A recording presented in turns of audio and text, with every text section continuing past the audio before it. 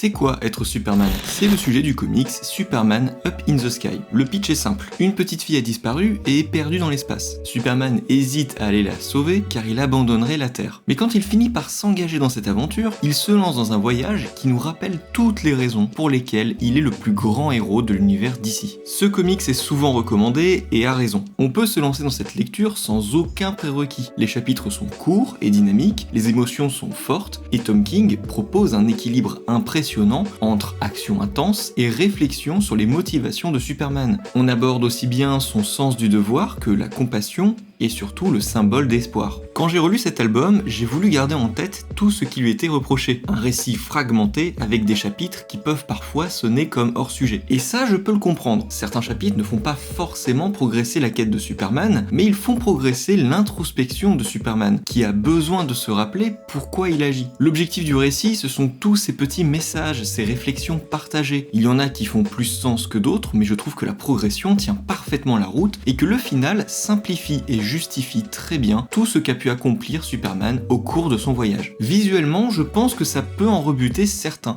mais j'adore le style d'Andy Kubert et j'ai l'impression qu'il est ici complètement déchaîné et rend hommage à de nombreux moments iconiques de l'univers d'ici, que ce soit la course avec Superman et Flash, ou ce qui pour moi sonne comme un hommage à son père disparu, Joe Kubert, avec le sergent Rock. Up in the Sky, c'est un condensé d'émotions qu'il faut avoir lu au moins une fois, et que vous pouvez retrouver en librairie en grand format ou au format nomade.